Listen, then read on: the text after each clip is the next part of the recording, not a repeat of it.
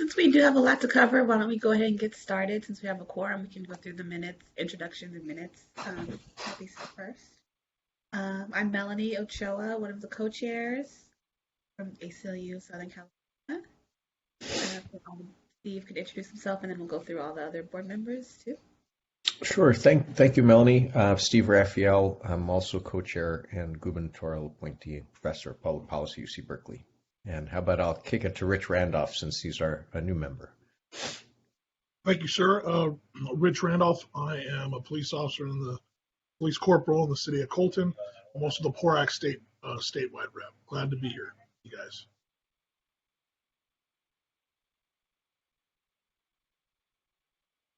Brian Kennedy, I pastor at Mount Zion Church of Ontario here in beautiful sunny Southern California.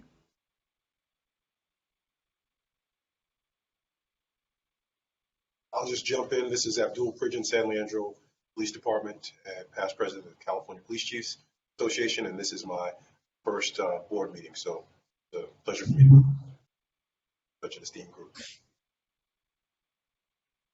Good morning, board member LaWanda, Justice for Murdered Children, Southern California. And welcome to the two new board members. Hi, good morning, everyone. I'm Bill Ayub, Sheriff of Ventura County, and I'm representing the California State Sheriff's Association. Hello, I'm Tamani Taylor. I'm Chief Deputy Public Defender in Solano County, and I'm representing the California Public Defenders Association, and this is my first board meeting. Glad to be here. Good morning, everyone. Amanda Ray with the California Highway Patrol.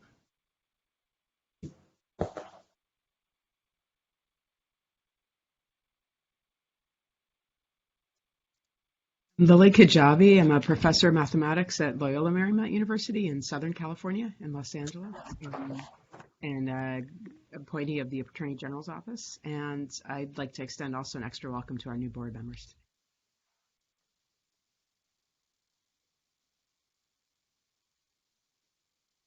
I'm Andrea Guerrero, and I'm the Executive Director at Alliance San Diego, and I'm an appointee of Senate President Pro Tem Tony Atkins. Good to see everyone. Welcome to the new board members.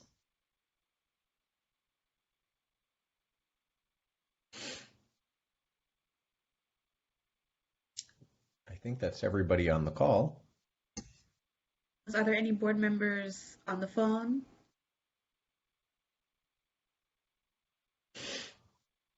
Great, and thank you very much. Welcome the new members. Excited to have you here. Do we want to, let's move through the minutes. Are there any questions or concerns on the minutes before we approve them?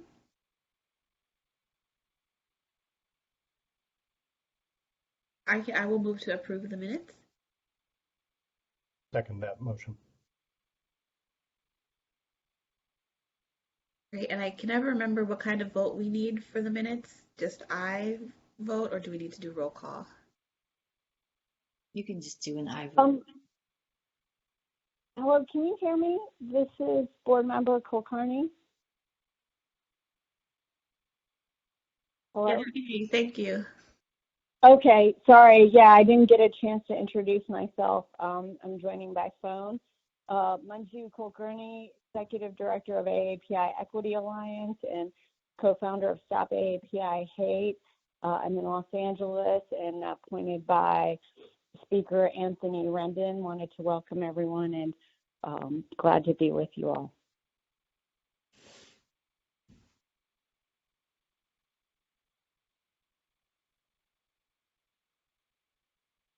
Thank you. Was there anyone else on the phone before we go through the vote for on the minutes? Let's double check. Anyone new? Okay, so let's do the vote on the minutes. I don't know if I always don't know if I have to vote if I made the motion, but I approve. Aye. Aye. Aye. Aye. Aye. Any opposition?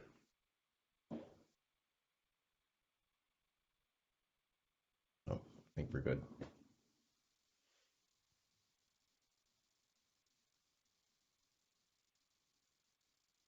Great. Sounds like that passes. So I guess the next thing is the update from the co-chairs on the post-commission meeting. Or I think Andrea, I think, is going to do the update on the post-commission meeting since she was the one that attended.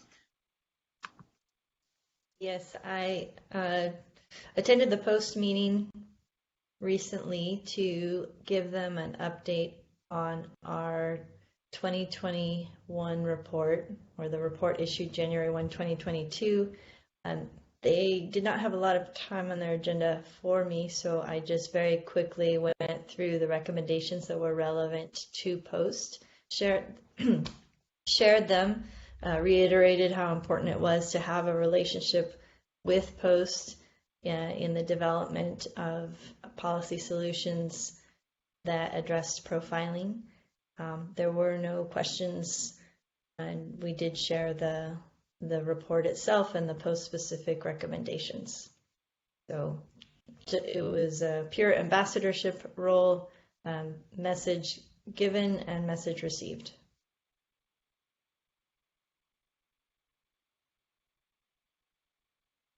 Great, thank you for doing that, Andrea. Really appreciate it. Next is the DOJ with a number of updates.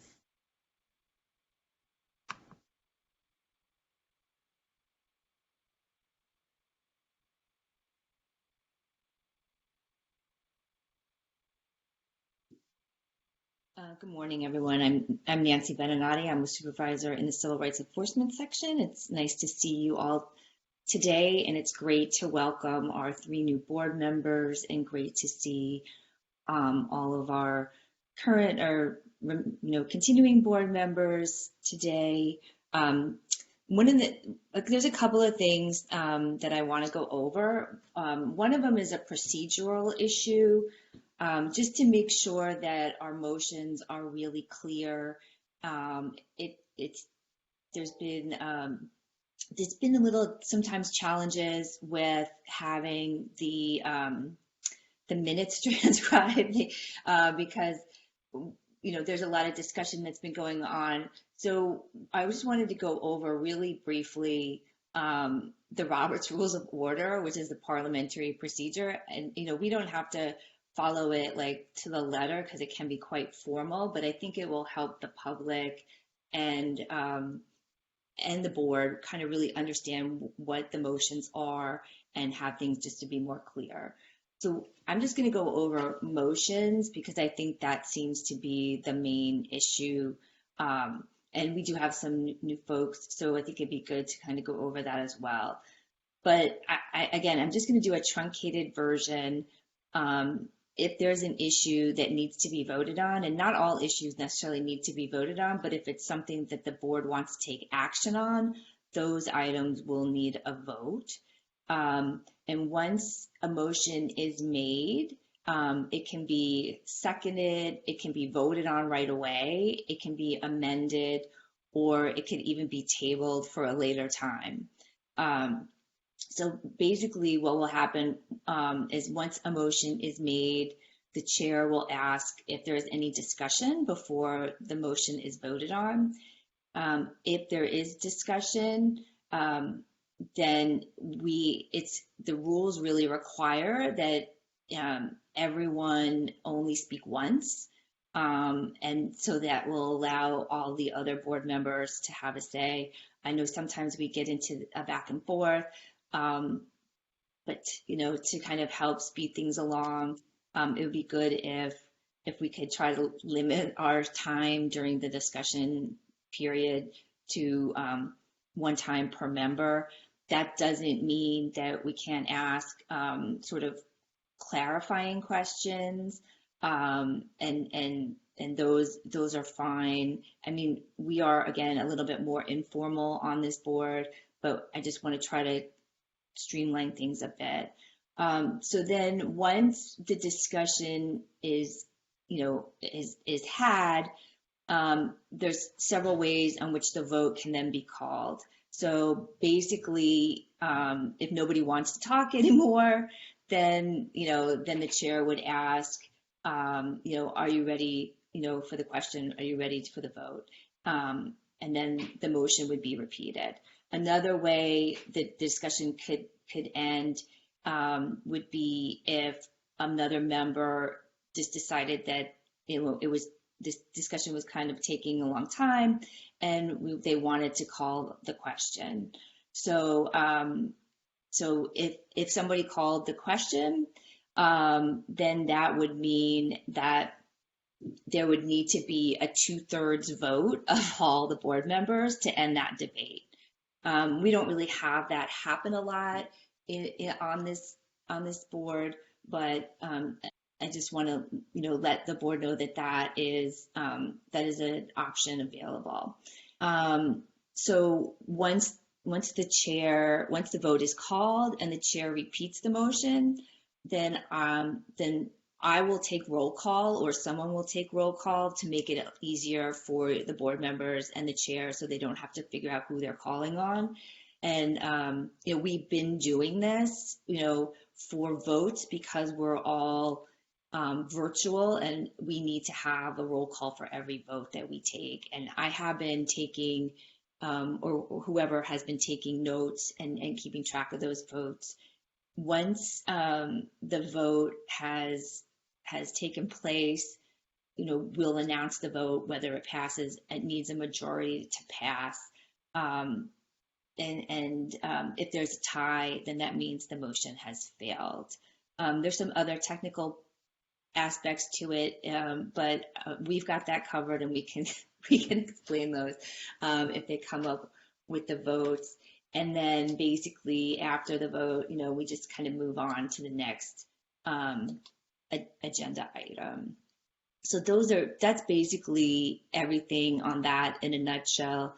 And then I don't know if anybody has any questions on that, but I just wanted to remind you all too that we've been doing some trainings with other board members, and I know you've all been very careful, but we just have to make sure that there's no communications about the RIPA board work if we're working on a panel outside of the public meetings. And you all are really good about not copying each other on email chains and things of that nature, and communicating directly with DOJ staff. So that is just kind of the procedural piece that I wanted to update you all on. And I think it's pretty straightforward. So the next thing that I wanted to kind of just raise with the board and see how you all wanted to handle it. You may or may not be familiar with a bill that was introduced, AB 2285. In a nutshell, this bill seeks to amend the definition of a stop under the RIPA statute, Government Code 12525.5, and it would, by definition, eliminate calls for service and response to medical emergencies from the reporting requirements under RIPA. We wanted to bring this to your attention because calls for service has been a really important focus of this board. We have a calls for service subcommittee. Calls for service make up 6% of all stops, or made up 6% of all stops in 2020, which was over 17,000 stops that year.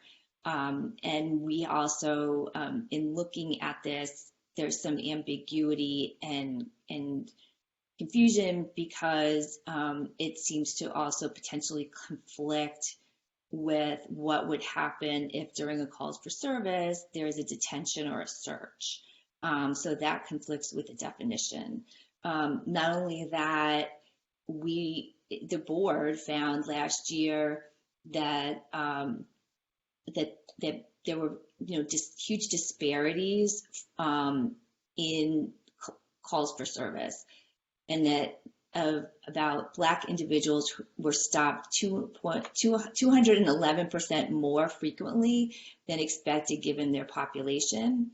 And so when examining calls for service stops, the disparity for Black individuals was 3.3 times as great as the disparity for white individuals when comparing estimates from the population. And so, so we wanted to, just bring this to the board's attention. It is still, it is not out of committee yet, and there would be potentially time if the board wanted to take any kind of action or weigh in on this. Does anybody have any questions about that bill?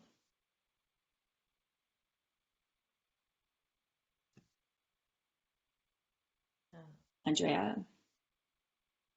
Yes, I thank you for flagging this, Nancy. I think this is concerning given the important information that we've been collecting and its value in addressing issues of racial identity profiling.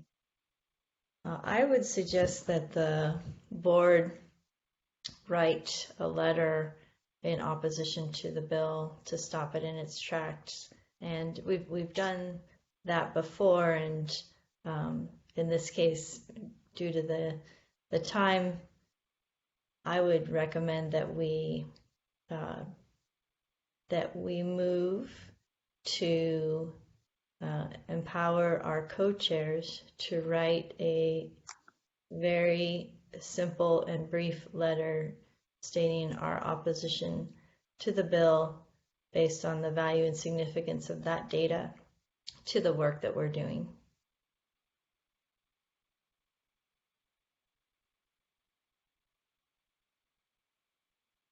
I agree with you, Board Member Andrea, because it could, that for them to come out with us doing this, it just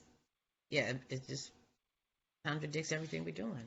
I was going to say, this is a great opportunity for us to employ those Robert's Rules of Order that we just went through. So it sounds like we have a motion. Is there a second? This is Manju. I second. Okay. And then I'll take the first one after the presentation. Is there any discussion that the board would like to have on the motion? So I just have a couple thoughts that maybe if the motion passes and we were to write a letter, what the content should be.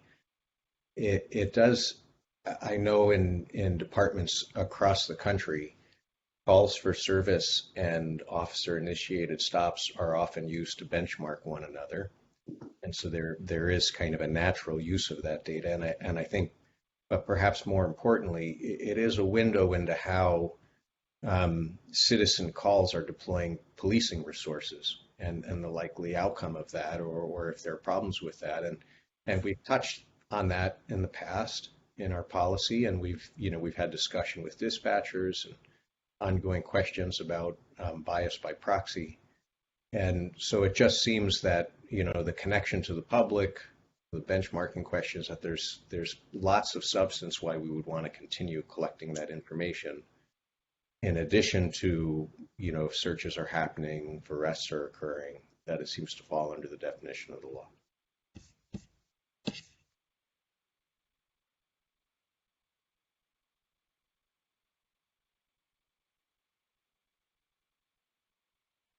If I may make a comment just on the timing of this, I've not seen the language of the bill, nor spoken with the author or any of the author's staff. In fact, I didn't hear who the author is. I'd like more time to actually digest the proposals of the bill before rendering a decision about supporting or opposing.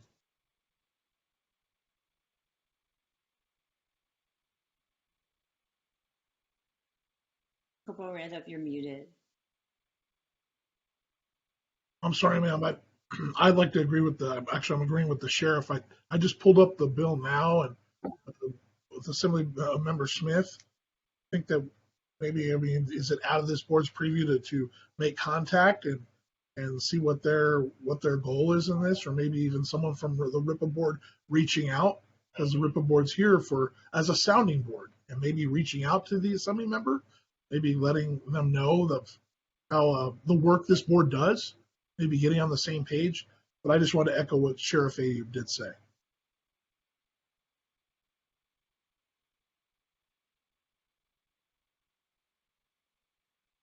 Any other discussion?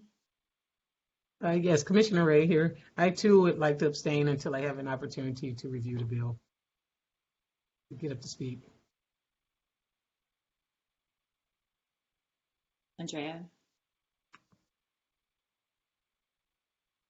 Yes, I think the challenge we have as a board is that we only meet quarterly, if that, and this bill will move or not move before we meet again. And so I'm suggesting that in the interest of time and to be clear, sending a letter, or the motion was to have the co-chairs send a letter opposing the bill, because this does deal with data that we have been collecting. This would stop that from happening. And, this wouldn't be an effort to negotiate the bill. That's not our purview. It would be to let the authors and the committee know that this data has been collected by us, is valuable to us, and that we would oppose the ending of that data collection. I think that is straightforward enough of an ask that we could empower our co-chairs to write that as simply as stated, to make our position clear, because otherwise we will have missed our window of opportunity.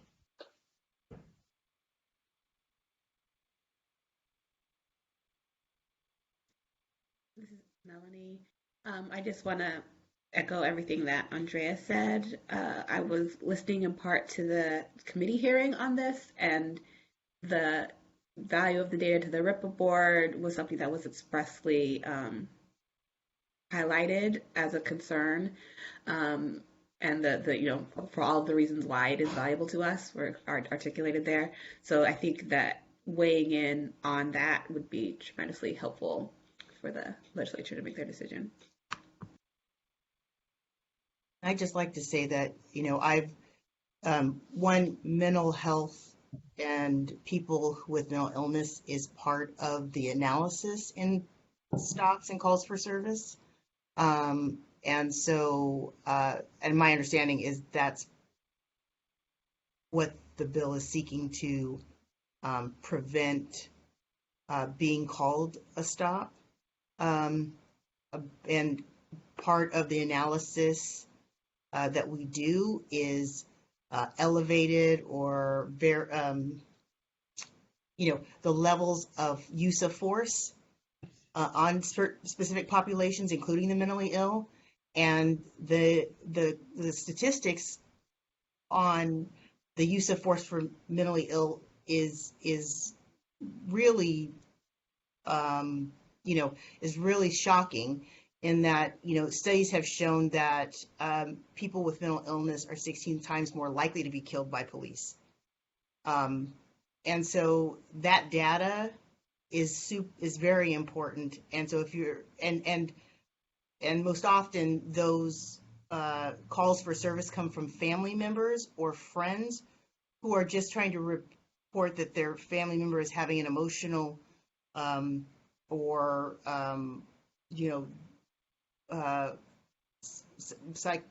psychological distress, and the police are responding, and not medical professionals.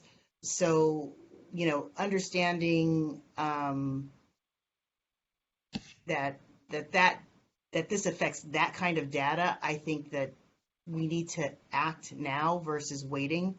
And additionally, back in I think 2015, that 1/4 of all police shootings involved people who were in an emotional or mental crisis.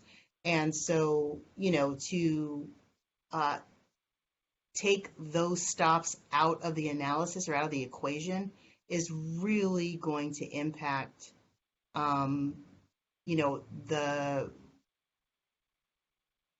how accurate the report is.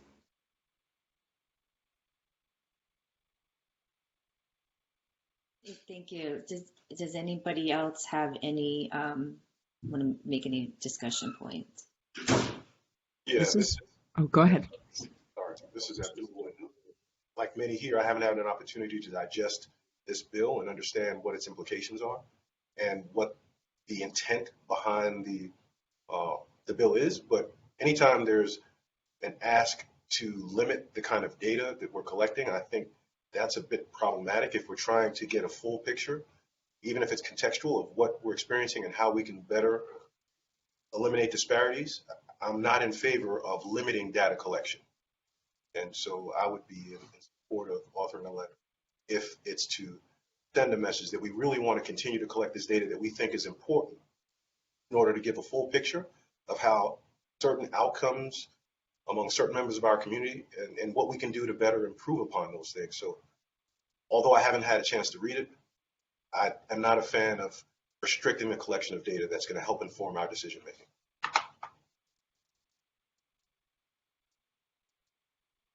This is Board Member Kajabi. I hope you can hear me. I think my connection's supporting that. Great, thank you. I just wanted to reinforce some of the points that are being made for the importance of continuing to collect this data.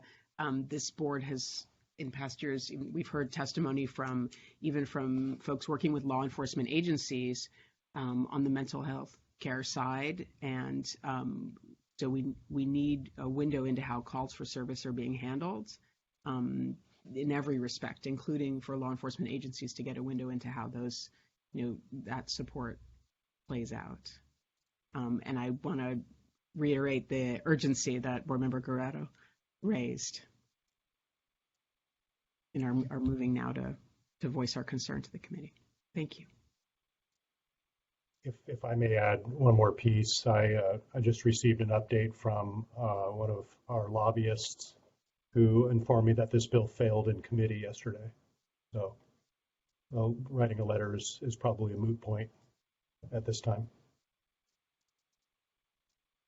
Thank you, Sheriff. It did fail in committee, but the author asked for it to be reconsidered. So it is still a live bill. And just so everyone knows, I'll read the new amendment. It affects the definition of a stop. And so currently the definition of a stop means any detention by a peace officer or a peace officer interaction with a person in which the peace officer conducts a search, including a consensual search of the person's body or property in the person's possession or control. And then this bill would amend that definition and specifically states stop does not mean or include circumstances upon which a peace officer is dispatched to a call for service or a medical emergency. So I just wanted to make sure you all knew the clarity of what that definition was being amended to. And if there's no further discussion, I think we can call the question. The motion was to write a letter in opposition and to empower the co-chairs to write a brief letter in opposition in order to oppose the bill and express the board's concerns about the data that would not be collected. Is that accurate, Andrea? Okay. And then I will take a roll call. Member Kulkarni. Aye. Member Guerrero. Aye. Member Kajabi. Aye. Aye. Member Kennedy. Aye. Member Ray. I'm sorry, yes, Ray, I'm going to still abstain at this time. Member Ayub. I will abstain from this vote. Member Prigden. Aye. Member Hawkins. Aye. Member Taylor, Aye. Member Randolph,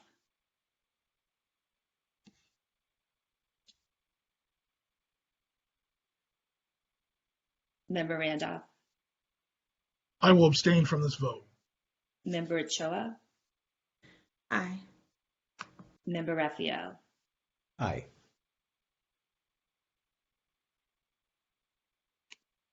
Nine yeses, 3 abstentions. The motion carries. Nancy, William Armeline is also on the line. Oh, okay. I did not know that. Professor Armeline. I vote aye. Thanks for not forgetting me, y'all.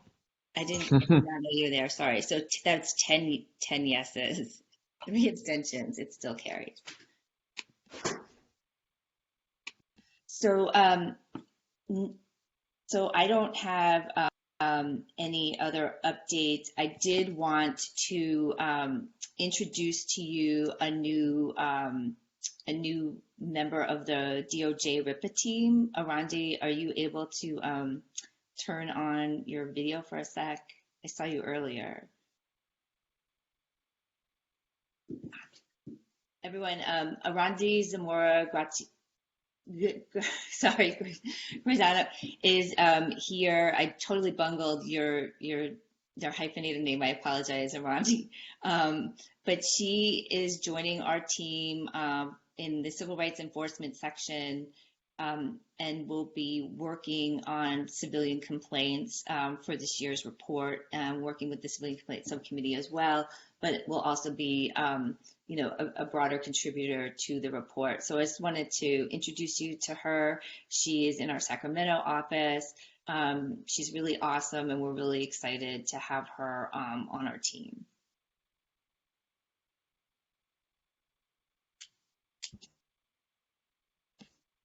Hi, everyone. Can you hear me? Yes. It's really a pleasure to meet all of you, and I look forward to supporting the work that you do and getting to know all of you a little bit better. Thank you.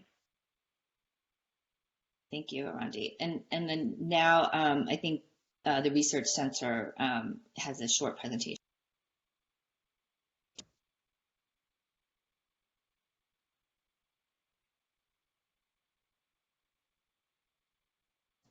Sorry, I was on mute. Hopefully everyone can hear me now.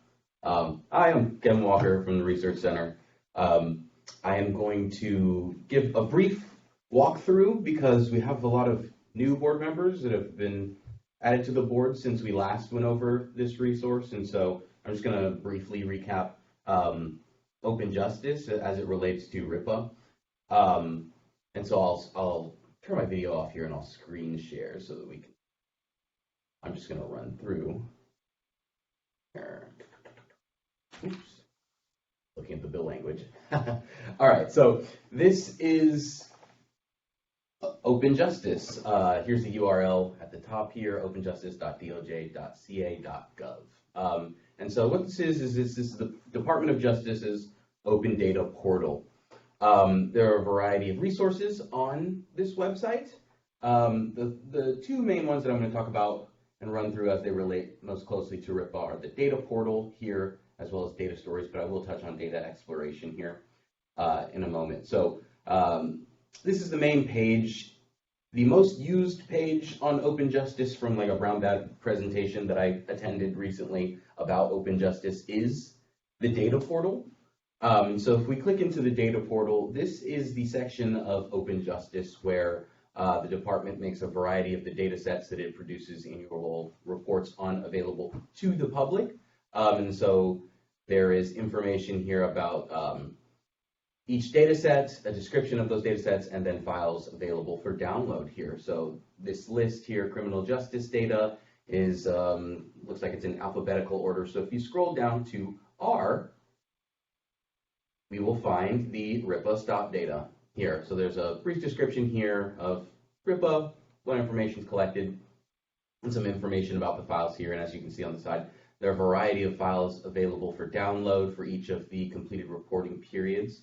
So most recently, you'll see here the 2020 RIPA stop data, a supporting document to help somebody who wants to download the data understand how the data are structured, There are some mandated tables that break down agency totals across a variety of the data fields and then a supporting document there. And then, so that's repeated for each year. So 2019 data down to 2018, which was the first year of collection there. And so RIPA data, as well as other information like people who attended the Stop Data subcommittee meeting on the 10th may be familiar with use of force or URSIS incident data and civilian officer data. That's also available there alongside a variety of other criminal justice data sets that the department publishes. So that is one area in which, on Open Justice, in which members of the public can kind of interface with RIPA data.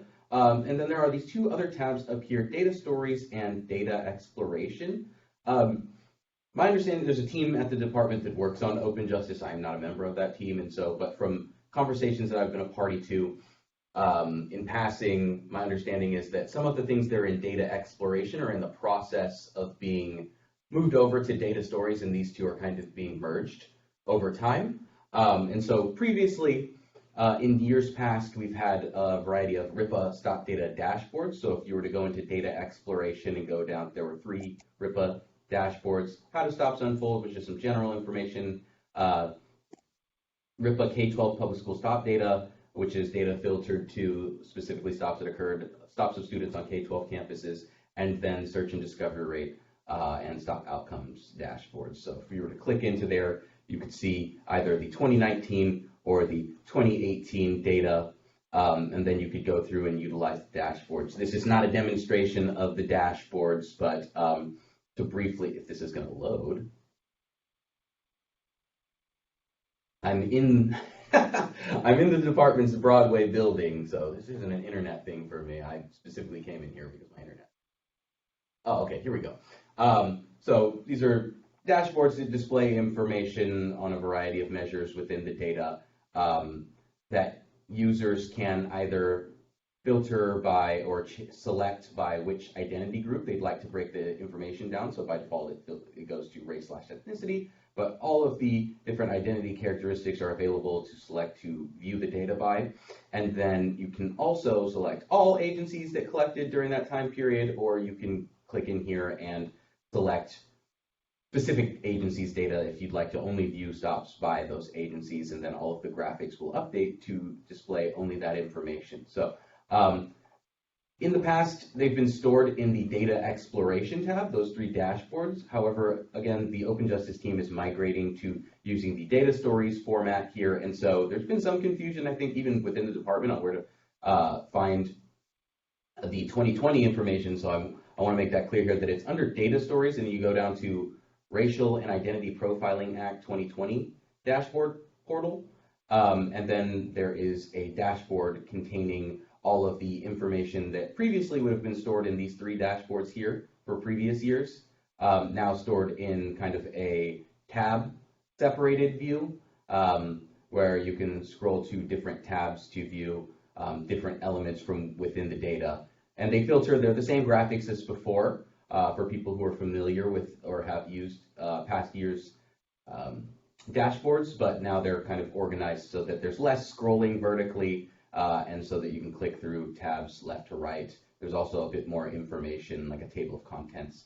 There's a glossary at the end that helps users with terms that they may not be familiar with as they're going through and looking at the dashboards as well. So this is kind of the new format that Open Justice is moving towards, not specifically just to RIPA, but across all of the data sources that are published there. And there's currently a migration of information from data explorations to data stories going on. So eventually the idea, I believe, is to migrate all of the dashboards to that format. But that's, I just wanted to briefly go over that for new board members who may not be aware of the existence of Open Justice, and also members of the public who are just now tuning in and may not have seen any references to this resource in the past on these meetings. So that's all I really wanted to go over with you all right now, but I'll be sticking around for the remainder of the meeting. So with that, I'll pass it back over to you, Nancy. Thanks, everyone.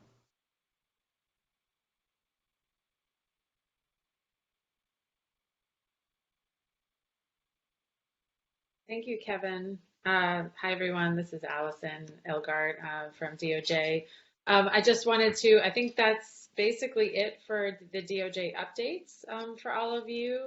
We're excited to have the subcommittee report outs now, and then our goal for this meeting is to review the outline that we've all sent to you that came out of the subcommittee meetings, you know, and the subjects that you were all interested in, and just perhaps get, you know, more detail and get the full board, you know, get everyone on the same page about what you all would like to see in the next report for this year. And we hope to have the next full board meeting this summer, and before then we will have subcommittee meetings, but today's meeting will be, you know, the starting point for the research and, you know, the work that we will all do going into the subcommittee meetings. So we look forward to all of your discussions and feedback, and please let us know if you have any questions.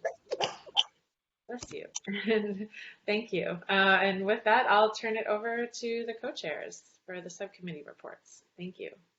Thank you, Allison. Well, so why don't we we'll just proceed with going through the list of subcommittee readouts. And so if each of the chair could spend a few minutes discussing what occurred at the meeting since our last full board meeting, and we'll just go in the order that they're listed here. So why don't we start with civilian complaints? Good morning, everyone. I'm pulling up my notes right now. But again, I'd like to welcome the new board members to the committee.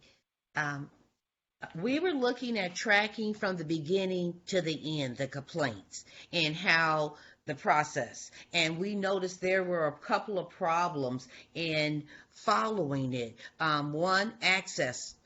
We felt as though everyone didn't have access, and we felt as though it needed to be put in a position where anyone can have access to the complaint forms, like in public and government locations, maybe like at the library or someplace besides at the law enforcement agencies. Also, some people may not want to go to the police station to file a complaint against a police officer.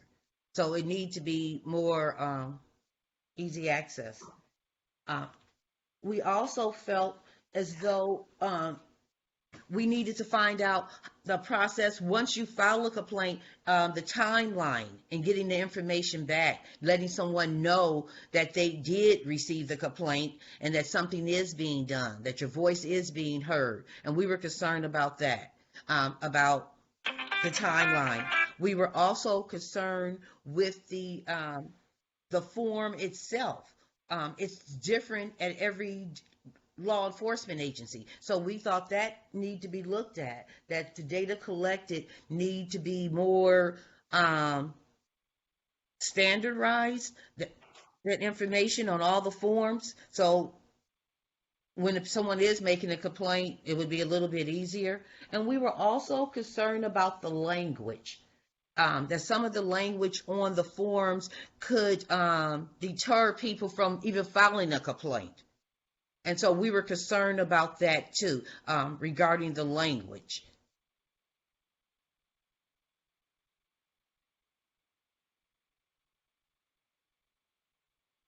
Thank you, Board Member Hawkins. Does anyone have any questions concerning the topics discussed?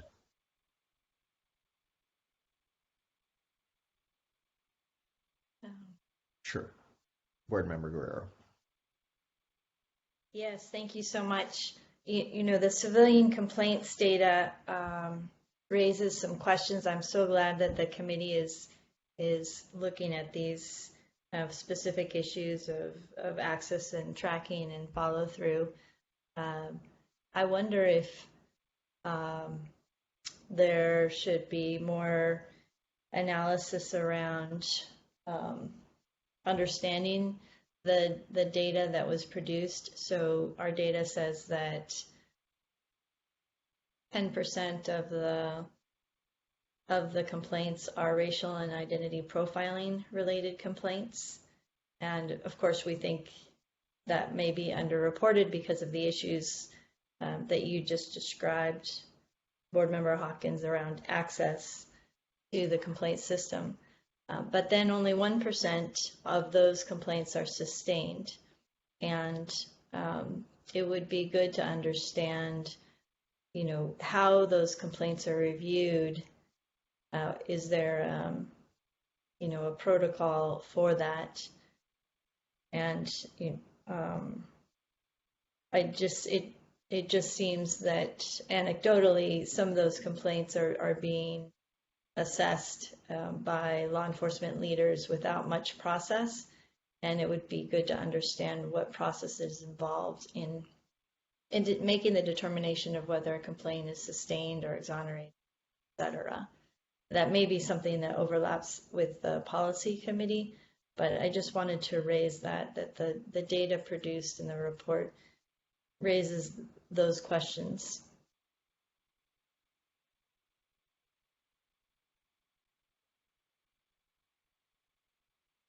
Thank you, Board Member Guerrero, and thank you, Board Member Hawkins, for your summary. You're welcome. Shall we move on to the State and Local Policies and Accountability Committee?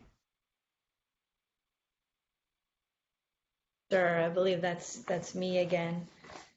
And so our committee talked about the importance of narrowing what we looked at this year, realizing that this is the year in which all of the waves of law enforcement agencies are now on. The data collection system is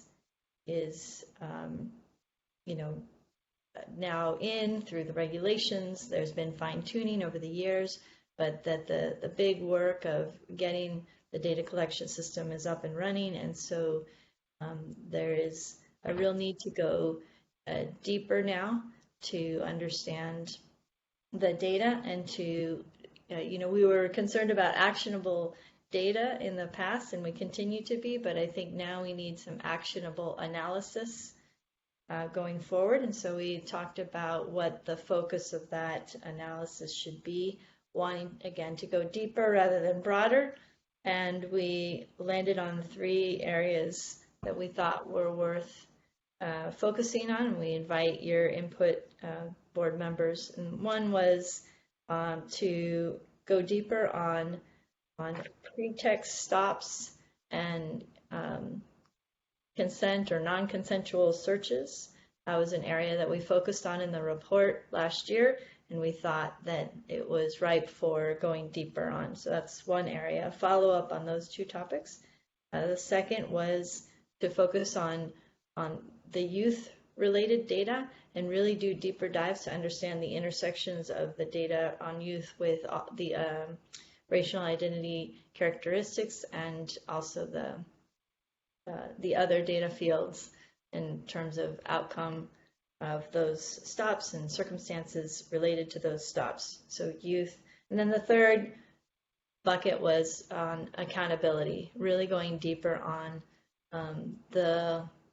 how accountability is or is not working in law enforcement agencies in California. There's certainly some good examples of how it is working, but we really want to get at this nugget of what happens, after we've understood that there is profiling happening, what happens at that point. So going deeper around the protocols or the policies for investigating that, investigating what happens after either a complaint is instituted or the data reveals that there is a concern. What happens? There doesn't seem to be any standardized way to address that, and maybe we can look to other kinds of protocols that are in place in law enforcement that, for example, in the investigation of an officer-involved incident, there is a best practice about how that investigation is handled to make sure it's independent and impartial and thorough. And so we need to look into what exists, if nothing exists, what could be generated, drawing from other best practices to drive deeper at accountability related to racial identity profiling. However we come to know about it, whether that's through the data or through a complaint. I invite my committee board members to to add to that if I forgot anything, or board members who are not part of the committee who would have us look at anything different or additional.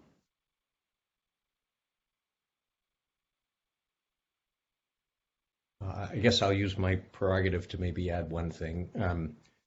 During the Stops Data Committee, one topic that came up was whether we can find stops that are non-moving violations, but where there's racial disproportionality, and see if we can think creatively for ways to maybe minimize those stops or avoid the need for them. So fully acknowledging that the autos have to be seaworthy if they're on the road. I've heard in other forums, a sheriff in Georgia who has a program where, fix-it tickets oftentimes result in giving someone a coupon rather than a ticket and helping them make an appointment to a, nonprofit garage. Or maybe thinking about is there something about registration, smog checks, that systematically is keeping poor people from keeping their registration up to date? And is there some creative way that we can collectively sort of harness all of our experience and law enforcement experience to think about ways to solve those problems? So we had some discussion of that in Stops Data Subcommittee, and I know it's a little bit outside the purview, but we have the data on the stops, we know vehicle codes and things like that. So perhaps it's doable. Yeah, I think that would could tie into our follow-up on pretext stops, which involve non-moving violations. So that's fascinating, and yes, thank you for sharing that. Board Member Hawkins? Yes, regarding the stop data. I was in a meeting and people were talking about, instead of the law enforcement stopping some of the cars for some of the minor violations like, tags or busted lights or something hanging in the window, that should be left up to the people who give out the parking violations. And that would eliminate some of the contact with some of us who have with law enforcement if it was handled like that.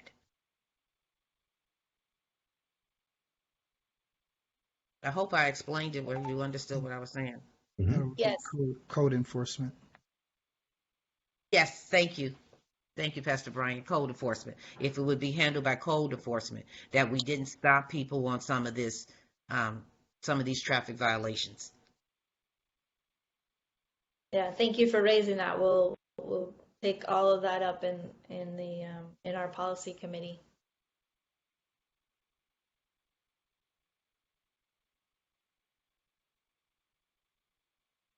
Are there any other comments on this section from board members? Just a question. Has there been any discussion about stops that kind of result from the initial community care function? Like, you see somebody at the side of see a car at the side of the road, and somebody's, I don't know, maybe using the bathroom or something, whatever, and the police come up, and then lo and behold, it turns into a search and all that kind of stuff. Has any of that been discussed?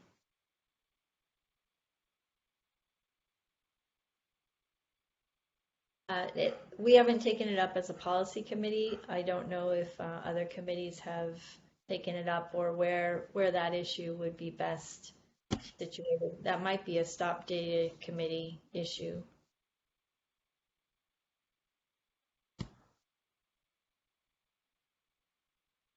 If that issue doesn't have a home, we can take a look at it in policy to better understand it.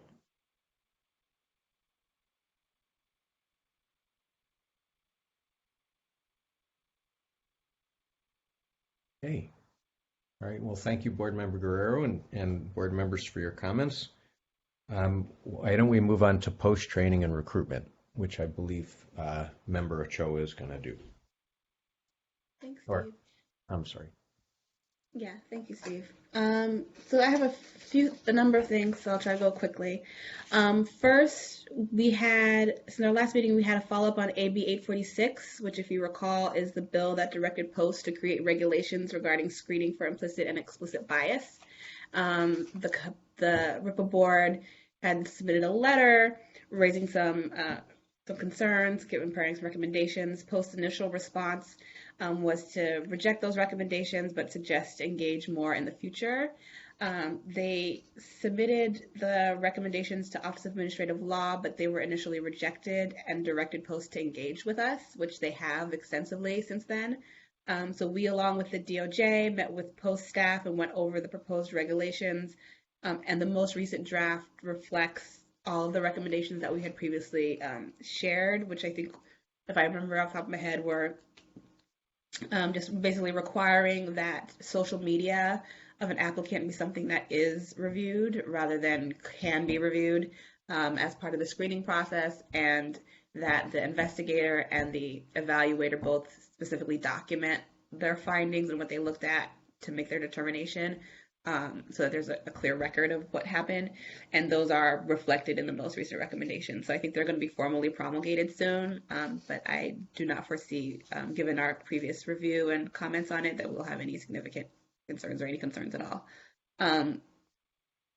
Second, we engaged in the revision of the Post-Certified Museum of Tolerance Train the Trainer racial profiling curriculum, with different RIPA and DOJ representatives attending various of the, I think, 6 so far sessions. At a high level, so I would say, if anyone who I'm missing, please jump in, but I believe Pastor Kennedy, LaWanda Hawkins, Ronnie Vieta, and myself all participated in some or all of those sessions.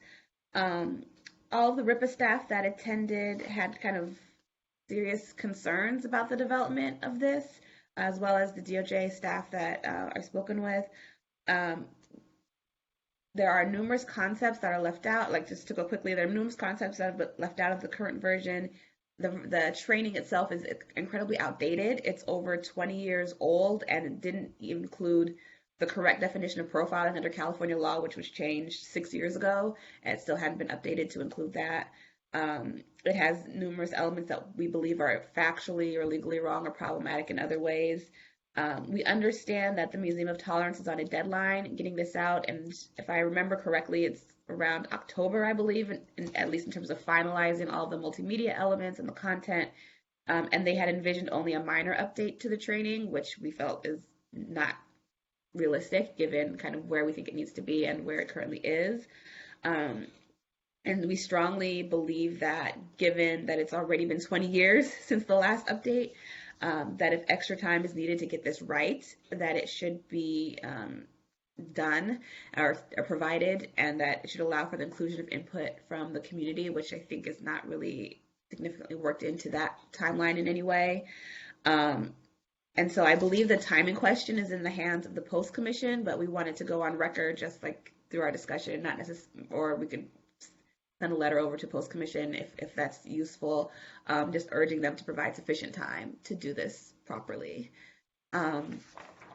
And then in terms of significant next steps and suggestions for next year's report, one was to continue engaging and giving comments on the Train the Trainer program, including if we make any decision to go any more formally on record in terms of suggesting that they be provided more time to complete this process and engage with the community. Continue engage with learning domain number 42, which includes elements related to racial profiling, and particularly where it intersects with the Train the Trainer curriculum. Get more of a factual understanding of the role of Post and how successfully it is serving some of its training functions, at least with respect to issues that directly relate to racial bias. And to that end, we wanted to do propose some questions to Post to get a better understanding, and solicit input from folks who have worked with Post in the past report, as well as even the Train the Trainer development. There was discussion on kind of the absence of any measurements to understand how well Post trainings are working, and so kind of really understanding more of that process if possible. And then finally, to get comments regarding SB2 on record with Post. So let me go further discuss that. So SB2 is the Kenneth Ross Jr. Decertification Act of 2021. So if those of you are not familiar with it, it's a bill that created a decertification process for officers who've been found to have committed serious misconduct. That's the language of the statute. And requires posts to promulgate regulations on a number of elements, including how serious misconduct is defined. And to clarify, all officers who commit serious misconduct are not automatically decertified. That's just a prerequisite for whether Post Commission considers whether the conduct is so bad that that the individual needs to be removed from the community or not be allowed to police in any community throughout the state. As a RIPA representative, I was asked to participate in post-convening of various groups to give, advice and suggestions on how serious misconduct should be defined. Under the statute, the definition of serious misconduct already includes a number of specific things, one of which is demonstrating bias. So serious misconduct is defined as demonstrating bias under the law as passed through the legislature.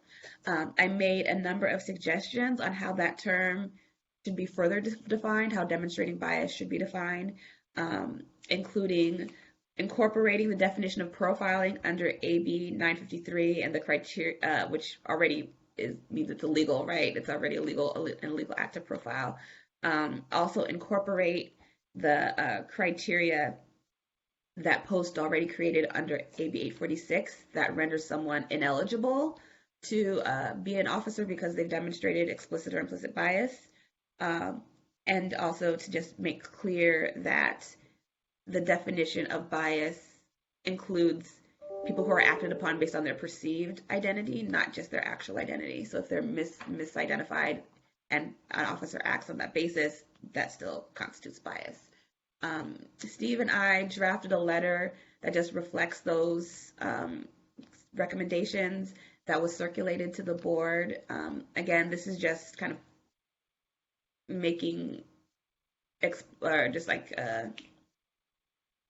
writing down and submitting the comments that were already provided to Post, kind of just in a more formal manner.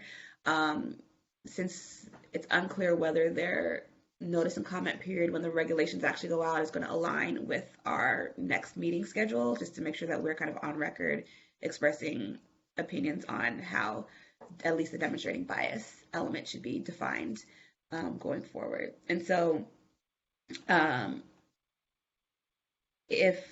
happy to answer any questions about the process, about the letter, which everyone should have in their meeting materials. And then I think that's the first thing. And then I would probably move to just submit the letter. But I think we should have conversation first, and happy to answer any questions if there are any.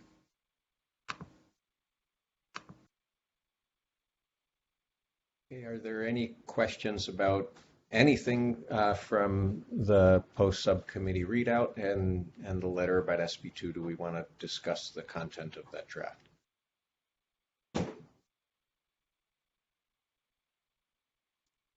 Hey, sorry. Melanie, did you just say you moved to submit the letter? I said I would move after Okay. folks had any conversations. Okay. Yeah. Just clarify, thank you. I think it'd be nice to see the content of the letter. So it was circulated in the meeting minutes or meeting materials, and I think Anna just dropped it in the chat as well. So there's a link in the chat. Perhaps do we want to take a few minutes to review the letter? And I don't know, Nancy, is this something that needs to allow for public comment first, so we just can put, should we push the vote till after public comment, or should we, can we do it? Should we do it now after folks have a chance to take a look? There's no like legal requirement to hear public comment on every action item. It's up to the board how you want to handle it.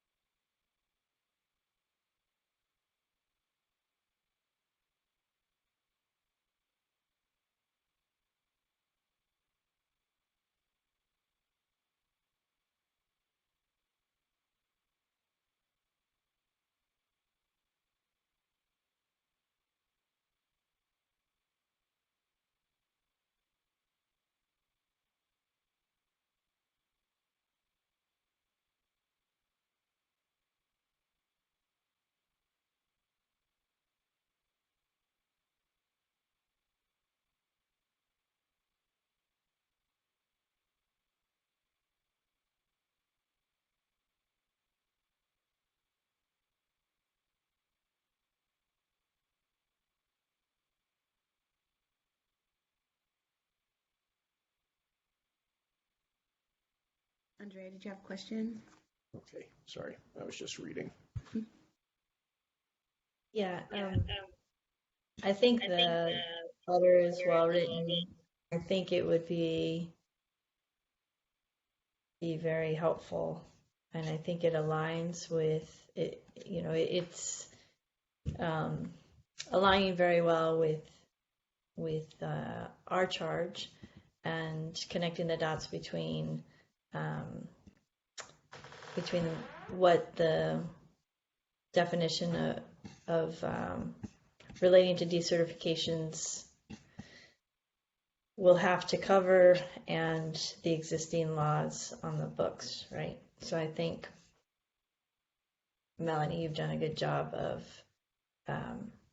helping folks understand how a definition of bias, demonstrating bias, could be defined in a way that is connecting back, rooted in the other laws that we have on the books in California and the standards that we have, that we are aspiring to. So well done.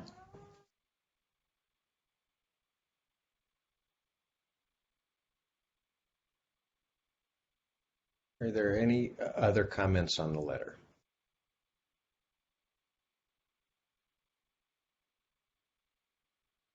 Pastor Kennedy?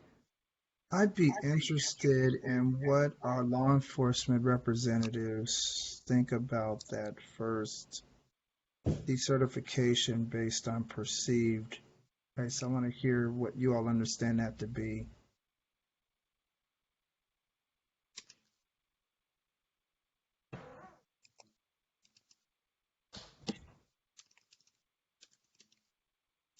Any of our law enforcement colleagues care to offer their thoughts?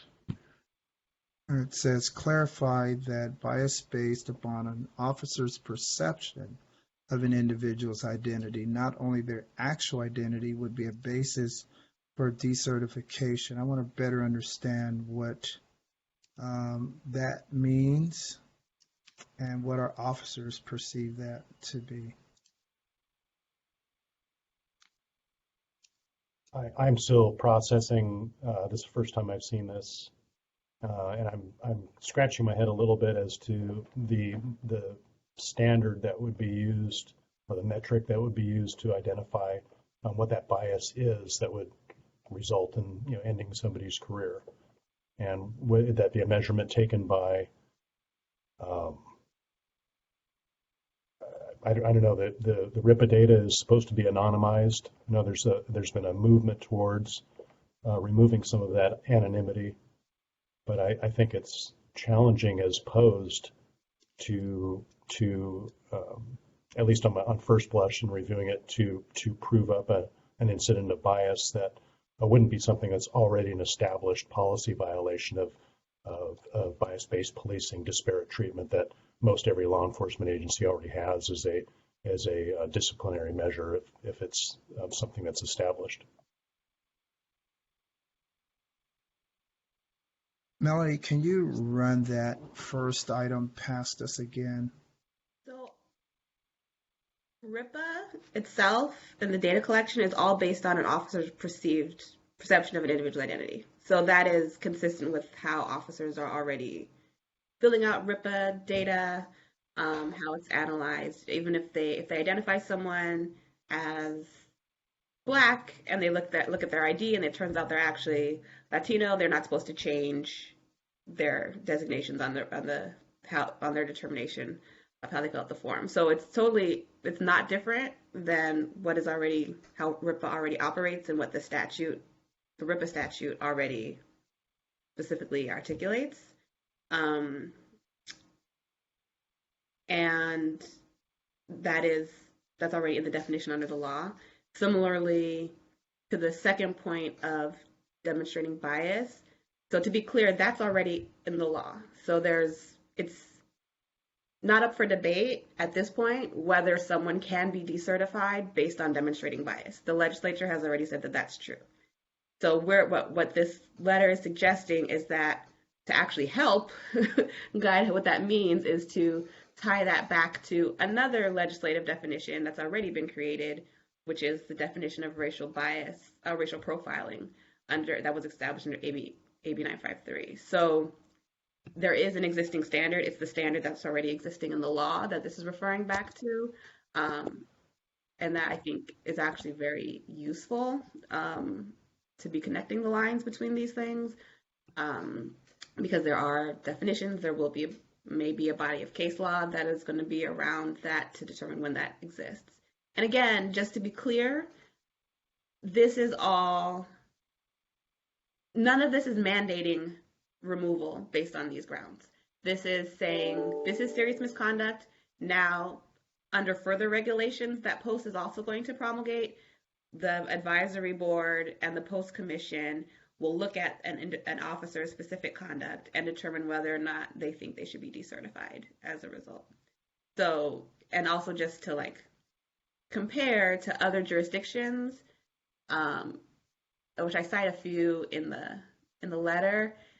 In some jurisdictions, it's basically like anything that is, what's this example should I give? Like any act that is indicative of bad moral character, untrustworthiness could be a grounds for decertification. So kind of the scope of decertification statutes, regulations tends to be broad so that I can loop in, kind of give sufficient notice to officers. You do something that's, in this case, like Mississippi, more indicative of bad moral character, you can be removed from the force. But then it's still up to an individual officer, decertification program, commission, whatever, to make a determination whether it meets whatever subsidiary standards are required. So the decertification scheme exists. This is just to provide some clarity on how one of the existing grounds for decertification, demonstrating bias, should be applied. So if I am an officer and I stop someone who is mixed race and I guess what I think their race is and I miss it, what are you saying? Nothing happens to you. It's whether you stop them because you thought they were black or because you thought they were, Asian, and then because you were trying to stop someone who was Asian, and that's the reason why you were stopping, or that was part of the determination. Like you were trying to profile them, but it turns out they were white. You were trying to profile them. The fact that you failed to do it in the correct way doesn't absolve you of guilt for profiling. It's not about do you accurately guess the identity of the person. It's about if your act of profiling was predicated on someone's perceived identity rather than their actual identity, it's still profiling. If that makes it a little bit more clear. I just want to get a little more feedback from officers, those who represent law enforcement, and what are your thoughts from being in the field? This is Board Member Pridgeon. So that's how I understood it, that someone is pulling someone over specifically for their race, not for any other reason but that. And so this would be one of the standards by which someone could be decertified. If you're stopping people because they're Asian American or because they're black or because they're Latino, not because of some objective criteria, either crime intelligence information that you're acting on or a violation of the the vehicle statute, but you're specifically pulling them over for race. And I see that as a reason to not have somebody continuing to wear a badge in the state of California. This is Board Member Randolph. Chief, I have to agree with you, and Brian, thank you for bringing this up, and Melanie, great letter. I totally agree with the chief. If someone's pulling someone over for their race, absolutely. The issues I have is Mississippi and Georgia are being cited here, and you cannot compare Mississippi and Georgia to the standards of training in the state of California. They have a high turnover rate. Their academies are longer. Their trainings are shorter, and I just think we should be careful when we're comparing other states when we don't know their training standards and their turnover rates. And they don't have the RIPA standards that we are doing out here. So I just want to be careful when we're going to start throwing out other states' law enforcement. my commentary as well was related to, I guess, maybe a slippery slope. If we are the RIPA board here, and we're talking about RIPA data, and if that data is being used to measure deputies, officers, troopers, whatever in the community, I think there's some challenges there. I can tell you, with my agency, I believe we're in our third year of data collection now, and more than 75% of our cases, our deputies don't know who they're stopping. They make a traffic stop at night, or they stop a pedestrian that's shadowy. They just don't know who it is. And so there's some veracity with the data that's collected through RIPA, as well as it's self-reporting too, and anonymized. So you do have some challenges there. But I agree with Chief Pridgeon. We don't want racist, biased police officers in the community. Nobody does. And we'll do everything that we can to remove them from the community. They tarnish the badge that we all covet so highly. Good job on the letter, Melanie. May I make maybe a suggested amendment to the letter? If we were to incorporate language that suggested or indicated that we are in no way suggesting that RIPA data, which there's provisions that it would be anonymized and it wouldn't be used for this purpose. We're not suggesting that at all, so we clarify that. But we know that many departments do have information about who's filing complaints. There are other sources of stops from CAD data and things like that.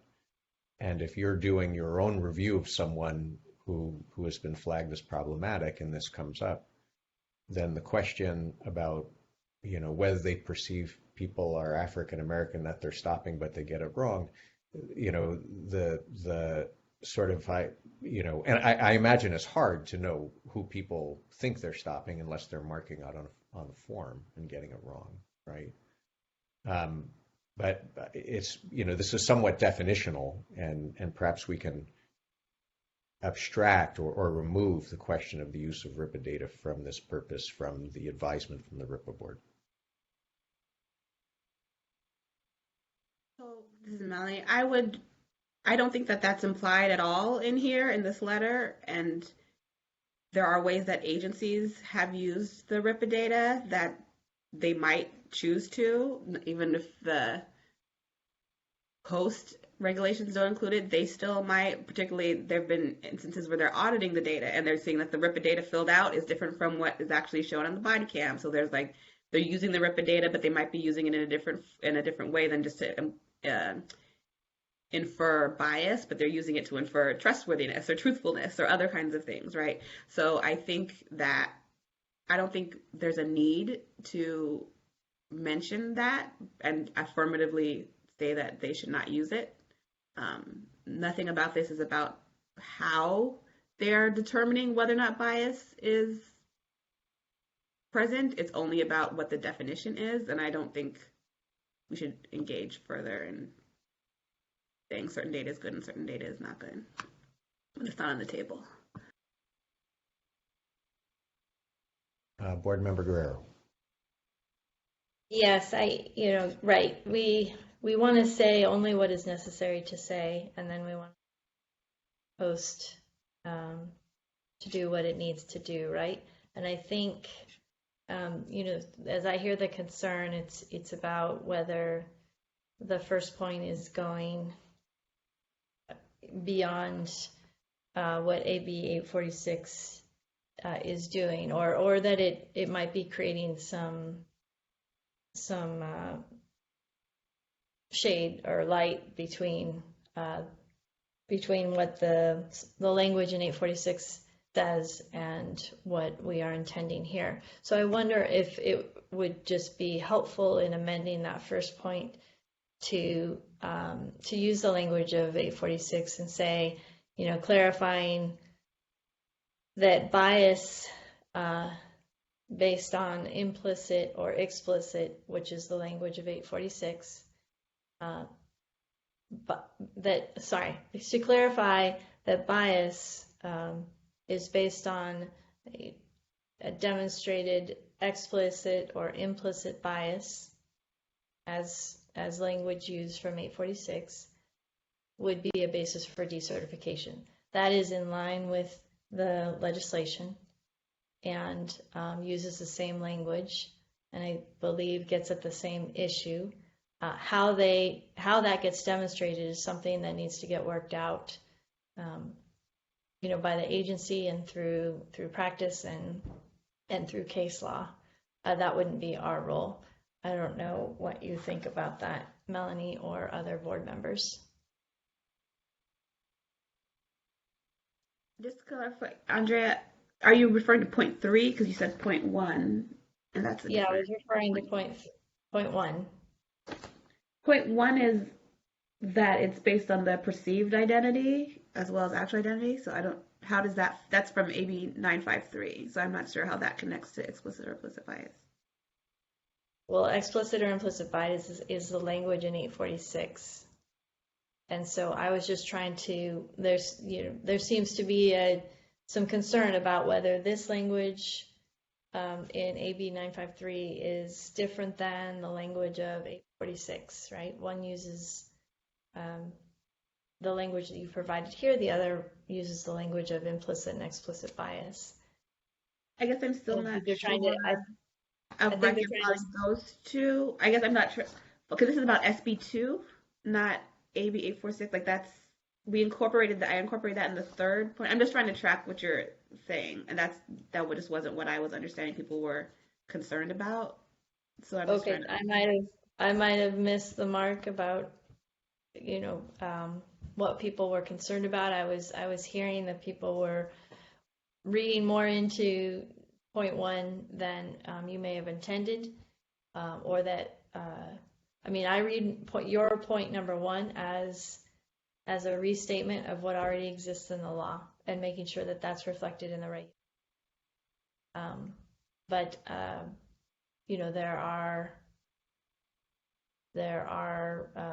there's a law about profiling. There's a law that uses the language of bias, right? And if everyone else is clear on what this says and what its intention is, then the conversation is about whether this is good in this letter. My apologies if I created any confusion. I'm just trying to close the gap of understanding that I think is happening right now, that this first paragraph, is just a restatement of what's already in law that you're intending to make sure is clear in regulation. Is that correct? That's my reading of all 3 points as well. Mm-hmm. Yeah. That in some ways they're referencing existing, one of which regs are still being worked out, and we're cooperating with Post. But that was my reading of all 3 points. So Andrea, there's a quote, but maybe it's not, I didn't cite where that came from, so maybe that's part of the confusion, where I quote, the definition of racial identity profiling created by that act also includes profiling based on actual or perceived identities. I don't know if there's a citation that comes after that sentence would make more clear that is language from the statute, perhaps. Maybe that's part of the confusion. That would certainly be helpful. Yeah, all of this is grounded and rooted in what is already in law. We just want to make sure that the regulations reflect that.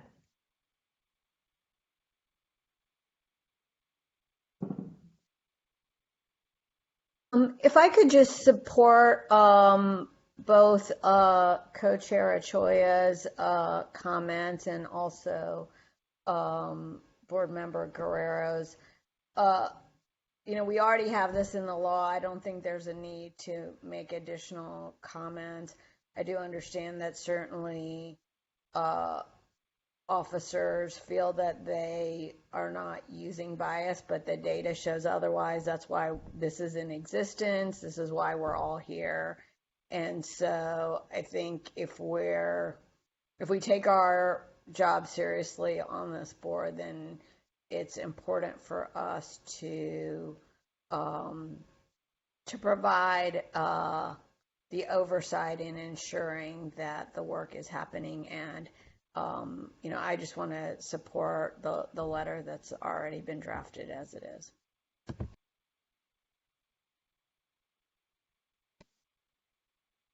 Hi everyone, this is Allison Elgart. I did notice some comments in the chat. So if board members, I did want to encourage you to speak out anything that's in the chat because of there are some folks who are on the phone, and so for Bagley-Keene purposes, we want to make sure that everyone who is at the meeting is able to hear all potential comments. So I just wanted to encourage everyone to, say any substantive comments out loud. Obviously there are things with videos and other issues that people are putting in the chat. Thank you. Maybe for that purpose, I'll call on board member Armeline to share his comments.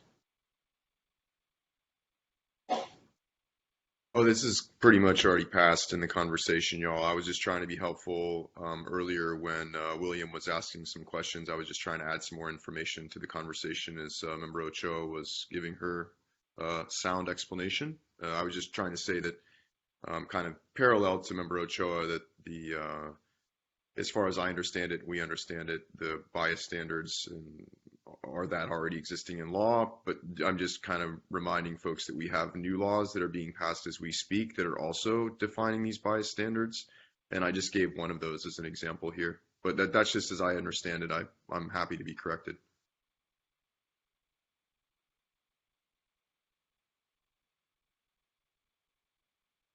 Well, perhaps if I don't know if there's further comment, but do we want to continue? Because we will have, if we want to have a motion and vote on it, perhaps we can do that after the public comment period.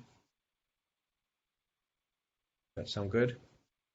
This is Board Member Kajabi. I also thought it was great to see this letter, but I'd love to have a vote on it after public comment. All right. Okay, so let's move on then to, we have two more subcommittees, calls for service and stop data analysis. So calls for service, I believe, Sheriff Ayub. Thank you, Co-Chair Raphael. The subcommittee welcomed two new members, Chief Pridgen from the San Leandro Police Department, representing California Chiefs, and Solano County Chief Deputy Public Defender Tamani Taylor, representing the California Public Defenders Association. We also said goodbye to Officer Hampton from Anaheim PD. He's retiring from service, full-time service, and from the RIPA board. So the Calls for Service subcommittee has been focused on the idea of studying co-responder models and or alternatives to police response concepts. San Francisco's Director of Emergency Management presented to the subcommittee in 2021 on their crisis response team's approach to reports of community members suffering mental health crisis and or being unhoused. Very often they go hand in hand. And members found that presentation very beneficial and are considering asking for presentations of model programs from other agencies and jurisdictions to study the issue and find ways in which we can improve outcomes. There's some discussion about Anaheim's psychiatric emergency response team, which does similar types of approaches in Anaheim, which is a larger metropolitan area, as well as Ventura County's own crisis response team that for better part of 3 decades has been taking calls for service from the police related specifically to mental health emergencies. We also are looking for, as of yet unidentified, large county programs that have proven successful in this area. Some of which are responding to domestic incidents in lieu of police response. We also have a lot of focus on dispatcher training, the idea of eliminating bias by proxy through enhanced collaboration and interaction with the dispatch council. Also the idea of de-escalation and responding to substance-related crises. The other focus has been on interacting with the mentally ill and drug-induced crises and looking at successful models used in the state. And a component of that would include communicating with family members and or caretakers to help improve outcomes. We also focused a bit on communication systems, and we'll be doing that in the future, next generation 911 and what role that may play in improving outcomes for police calls for services, as well as reducing use of force incidents and arrests of people with disabilities, and ways that that could be communicated to officers and deputies out in the field ahead of time. So that's it for my report out. Thank you, Sheriff. Are there any comments on the report out from our calls for service? Board Member Hawkins. Yes, what you said was awesome. We discussed call for services too with Post, and we were wondering what do you think, Co-Chair, if before the officers go out, there is something called a roll call or something like that. If the person in the roll call, whoever, I think it's a sergeant or whoever is over the roll call, if they could do an evaluation of the officer, just a basic evaluation, because people come with other stuff from home or you might have been driving, if they could do an evaluation of the officer before they let them out on the street, just a quick evaluation, because maybe they shouldn't go out on the street that day, maybe they should be on the desk that day because something else was going on in their, in their life, just like with anyone else. And maybe it could be caught before they get out on the street when they go into this briefing on every shift. I know I'm not using the correct words, but there is a briefing that they go in before they go on the streets every shift. And if in that briefing, if someone can just take a minute out and make sure that every officer that's going out is mentally okay before they go out on the street, because mental health is serious on both ends. And we need to know.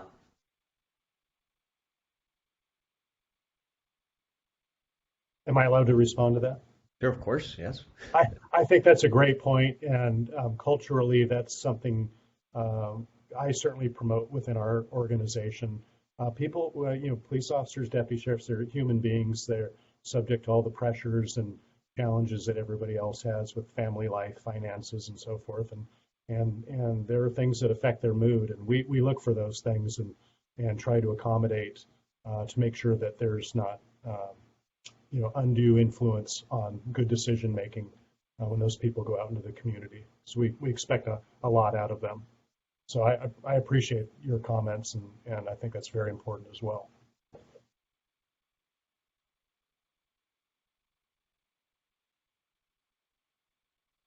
Any further comments? Okay. All right. Thank you, Sheriff Ayub. The last subcommittee is the subcommittee I'm on, which is SOPS Data Subcommittee, and I'll give the readout. So we met on March. Make sure I'm not muted. Happens to me every day. We met on March 10th. We as well welcome 2 new board members, Chief Pridgeon and Chief Public Defender Taylor. Thank you very much for agreeing to be on the subcommittee. And we also elected our new subcommittee co-chair, who's going to be Lily Kajabi. So thank you very much for accepting the nomination. And so we're fully staffed. We spent most of our time discussing data updates that were provided by Kevin Walker, the research analyst from the Department of Justice. We heard about a couple of issues regarding data quality and in particular issues in terms of problems with data collection in the last report and the fixes that DOJ had made. In terms of the details, there is a process by which the data is collected at the stop level, and oftentimes there's more than one person per stop. But when the data is posted publicly and then used for analysis, it's reshaped so that there's one record per person who was stopped. So if there's more than one person in the stop, you'll have more than one record per stop. And in the process of reshaping the data that way, there was a problem with the data from 2 departments last year, from Oakland Police Department and CHP, that impacted a field regarding or the value reasonable suspicion in terms of the reason for stop field. The DOJ staff had basically flagged the fact that this seemed to impact about 4 or 5 figures in last year's report. They corrected the problem. They've instituted a new code review process whereby any change to the computer code used to process the data is going to be reviewed at multiple levels before reports go out. And we saw presentations of the figures that were impacted before and after the fix. And while things change a little bit, they didn't change all that much. But to be correct, DOJ is releasing the corrected data. The other thing that we heard about, so DOJ is currently comparing stops that involve or that are flagged as involving the discharge of a weapon to data from other sources to sort of see whether or not it's accurate and see whether they're capturing the correct incidents. We heard, or they did a comparison specifically to the URSUS statewide database that I think is coming directly from the use of force data systems that the departments use. And then they also looked at data from Fatal Encounters. It's basically a crowdsourced web page that uses newspaper articles as well as individual reports, and then they secondarily verify them to come up with information on officer-involved shootings and usually officer-involved deaths. And basically what they found is that of the 18 agencies that are reporting data in RIPA, only 3 had numbers of shootings that matched across all 3 sources. And then only one of them had, numbers that matched, and then also dates that matched. They dug into a little bit what the problem was, and it seems that oftentimes agencies were reporting more incidents where a weapon was discharged than there appears to be in the use of force data.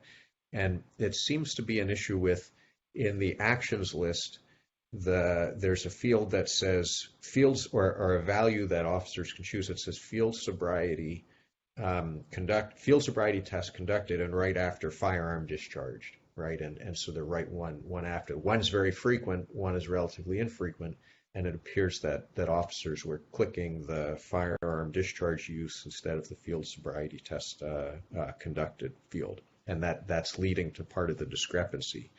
Now, we heard from Aaron Choi from DOJ, who they're engaging in outreach and training with different LEAs to try to fix this problem. And then we're also hoping that the change in regs will perhaps solve this, because in the actions taken, right now everything is listed in alphabetical order. And that involves, everything from asking someone to step out of the car to discharging a firearm. And I believe the regs are now going to separate the uses of force from other sort of more frequent and I guess more routine actions. And we had some conversation about whether it might be worthwhile consulting a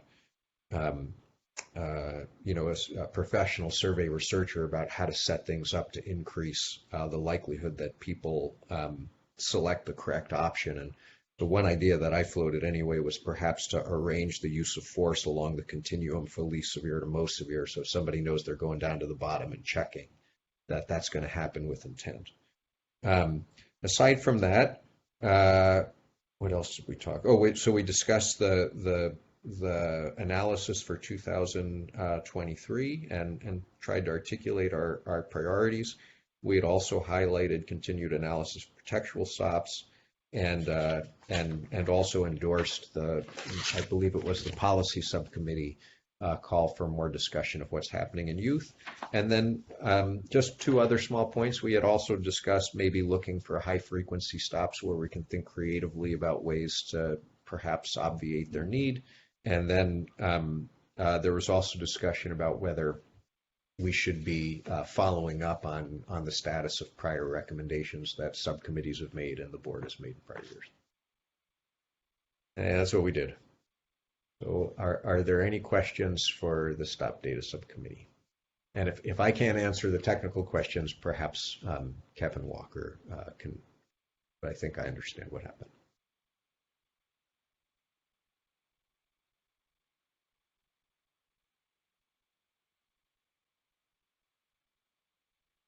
For that summary.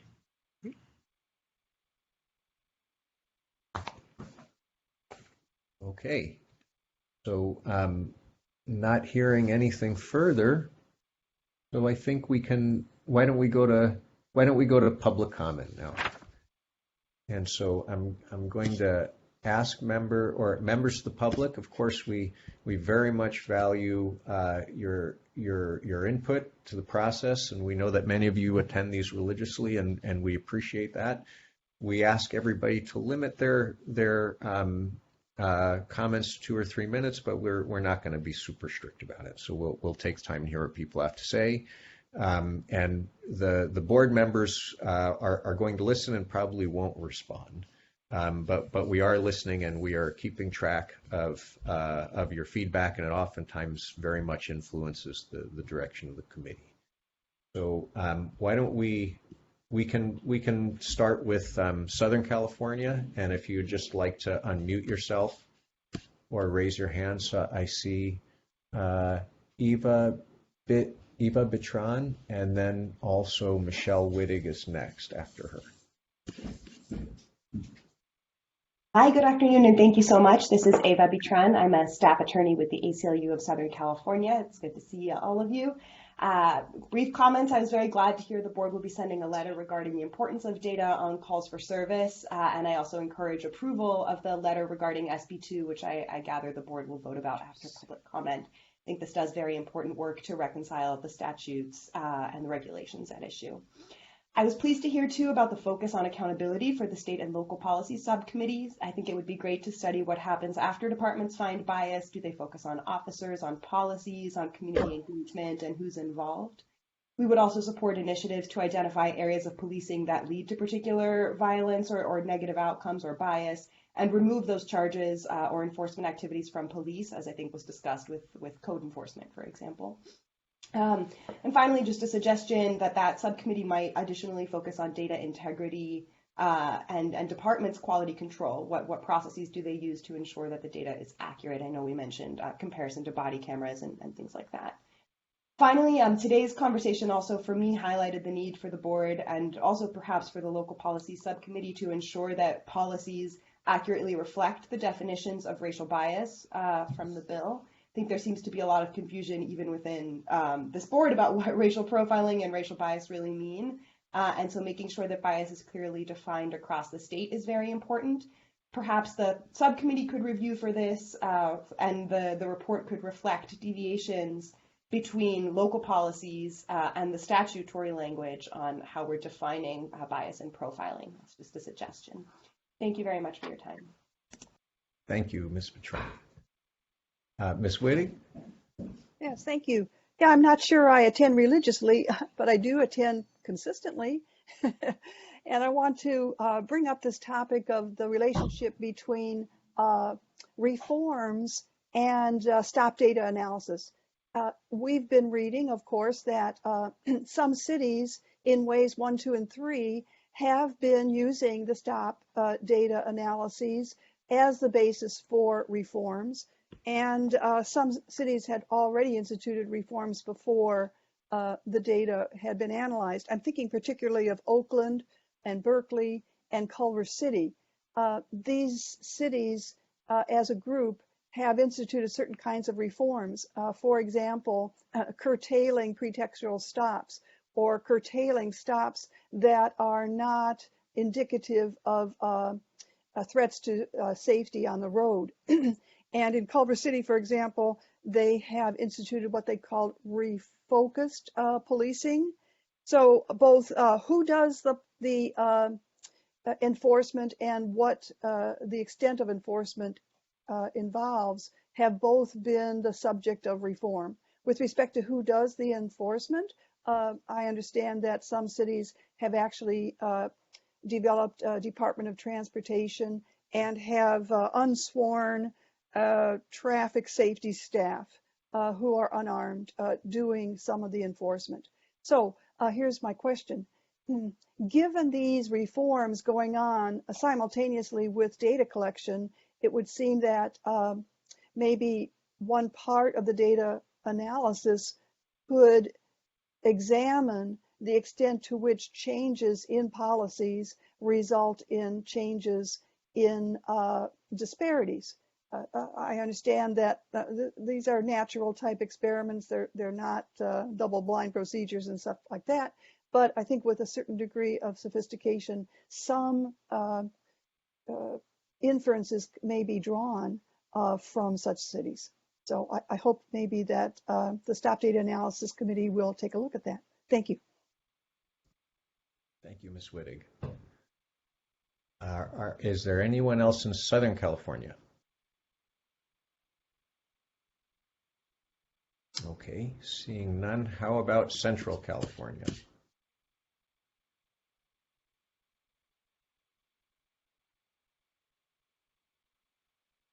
Then we'll move on to, I'm sorry, Karen Glover, did you have a comment or? Oh, okay, all right. And how about Northern California?